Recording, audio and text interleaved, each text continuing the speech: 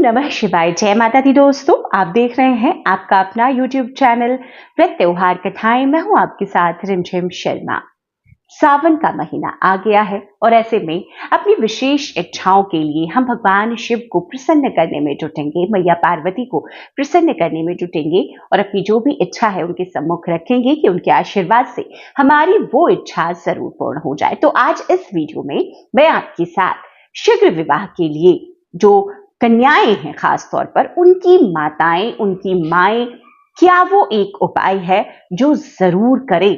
किसी भी प्रकार की अगर कोई बाधा है आपकी कन्या की विवाह में, तो वो बाधा इस उपाय के करने से दूर हो जाएगी। यहाँ पर विशेष मैं ये बता दूं, ये उपाय माताएं अपनी कन्याओं के लिए जिनकी शादी में अड़चने आ रही हैं, दिक्कतें आ रही हैं, कर सकती हैं, उन्हें ही करना चाहिए।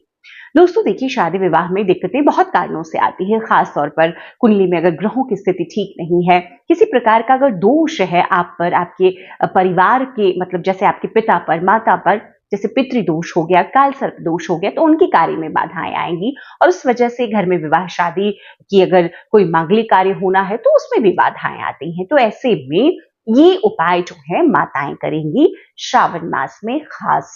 दोस्तों इस उपाय में आपको करना क्या है, देखिए अगर आप एक माँ हैं तो इस उपाय को बहुत ध्यान से आप सुनिए कि अपनी लड़की के लिए आपको क्या करना है। सावन के महीने में किसी भी सोमवार, हम हर सोमवार को भगवान शिव का पूजन करते हैं पूरे विधान के साथ, पूरे मास में वैसे तो करते हैं लेकिन विशेष सोमवार का पूजन होता है सावन में। तो सावन सोमवार में जब भी आप भगवान शिव का पूजन करने जाए तो हम बहुत सारी चीजों से भगवान का अभिषेक करते हैं। आपको सावन सोमवार के दिन खास तौर पर भगवान को, जैसे आपने जल से अभिषेक किया, पंचामृत से अभिषेक किया, बहुत सारे अभिषेक मैंने बताए हैं, तिल से, दही से, घी से, शक्कर से, अलग अलग, चाहे तो हम पंचामृत बना करके करते हैं, बहुत सारे अन्न से अभिषेक बताए, जैसे मूंग से, जौ से, गेहूं से, बहुत सारे ऐसे तिल से अभिषेक करते हैं, तो इन चने की दाल से करते हैं। तो इन अभिषेकों से हम अपनी विशेष विशेष मनोकामनाओं की पूर्ति के लिए करते हैं, भगवान से प्रार्थना करते हैं। अपनी शादी, जो लड़की की शादी है उसकी शादी शीघ्र हो जाए, उसमें जो बाधाएं रुकावटें आ रही हैं वो खत्म हो जाए, उसके लिए आपको अभिषेक करना है जौ से। इसके लिए जैसे आपने पूजन भगवान का संपन्न कर लिया, आप पहले से जौ मंगा करके रख लें, 5 मुट्ठी जौ ले लें, उसे भिगो करके हल्का गीला रखिए। देखिए भगवान का जब भी हम अन्न से अभिषेक करते हैं ना, तो गीले अन्न से ही करते हैं। भगवान को ठंडक हम सभी जानते हैं बहुत प्रिय है, तो ठंडी चीजें अर्पित करते हैं। तो जब भी किसी अनाज से आप करेंगे, जैसे आपने जौ से करना है, तो जौ को पहले भिगो दें, गीले कर लें। भगवान का जब आप पूजन कर रहे हैं, इस कार्य को आपको कब करना है, जैसे कि आपने भगवान का पंचामृत से, जल से अभिषेक किया, चंदन अर्पित किया, बेलपत्र अर्पित किया, भांग धतूरा जो आप लेकर गए हैं, विधान से आपने पूजन कर लिया भगवान भोलेनाथ का, शिवलिंग का, माता पार्वती का पूजन आपने वहां पर संपन्न कर लिया। इसके बाद में जो भीगे हुए जौ है ना, उसको आपको शिवलिंग पर ऐसे कर 5 बार, 5 मुट्ठी मतलब अर्पित कर देना है। उसके बाद में आपकी बेटी की जो आपने इच्छा अपने मन में रखनी है कि आपकी बेटी की विवाह शादी में जो अड़चने आ रही हैं, जो रुकावटें आ रही हैं, वो दूर हो जाएं, भोलेनाथ माता पार्वती की कृपा से, अपनी उस बात को भगवान के सम्मुख आप मन ही मन बोल करके उनसे प्रार्थना कर लीजिए। उसके बाद अपनी पूजा को आपने संपन्न कर लिया, आरती कर लिया, आपने जल भी अर्पित कर लिया। उसके बाद जो जौ आपने अर्पित किया है, प्रसाद स्वरूप उसी जौ में से 1 मुट्ठी लगभग जौ आप वापस ले लीजिए। किसी भी एक अच्छे से कपड़े पे आप उसे ले लीजिए और उसे लेकर के आप घर आइए। अब देखिए, श्रावण के महीने में ही सोमवार को जैसे आपने इस कार्य को कर लिया है, अगर हो सके तो सोमवार को ही इस उपाय में ये जो जौ है आपको कहीं भी गंगा में जाकर के डालना है। ये जौ आपको गंगा में बोना है। ये जो एक उपाय है ना, ये लड़कियों की विवाह में आ रही हर प्रकार की रुकावटों को दूर करने का महा उपाय है।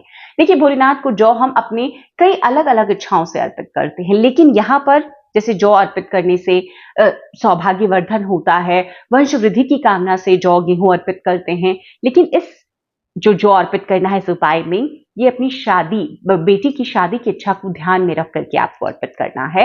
और 1 मुट्ठी जौ आप लेकर आए और उसी जौ को आपको गंगा में जा करके सींच देना है, गंगा में आपको डाल देना है कि आप इस जौ को गंगा में बो रही हैं। इस कामना से आपको डाल देना है, गंगा मैया को प्रणाम करना है, गंगा पूजन करना है और घर आ जाना है।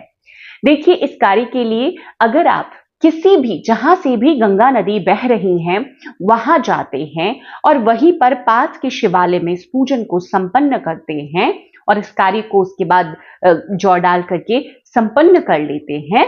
आपका यकीन मानिएगा, जिस भी श्रावण मास में आपने किया और जैसा ही पहला लग्न आएगा, आपकी बेटी की जो शादी है निर्विघ्न बिना किसी रुकावट के संपन्न हो जाएगी। आपकी इच्छा अनुसार होगी, आप जैसा चाहते हैं, जिस प्रकार के घरवर की आपकी इच्छा है उसी प्रकार के घरवर में आपकी बेटी खुशहाल अपना वैवाहिक जीवन व्यतीत करेंगी। श्रावण मास में किया जाने वाला एक बहुत ही अचूक लड़कियों की शादी के लिए उपाय है। जरूर माताओं से मैं आग्रह करूंगी कि इस उपाय को एक बार अपना करके देखिए। अगर पसंद आए और लाभ हो तो आगे ज्यादा से ज्यादा लोगों तक शेयर भी कर दीजिएगा। जो लोग गंगा किनारे रहते हैं उनके लिए तो बड़ी आसान, बड़ी सरलता होगी। जो लोग आसपास भी रहते हैं उन्हें मैं यही सुझाव दूंगी, सलाह दूंगी कि आपको एक बार इस उपाय को वहां जाकर जरूर करना चाहिए। जहां भी गंगा नदी बहती है वहां जाकर के आप कीजिए। अगर वीडियो पसंद आया है तो लाइक कर दीजिए। चैनल पर पहली बार आए हैं, इस तरह की जानकारियां अच्छी लगती है तो चैनल को सब्सक्राइब भी जरूर कर लें।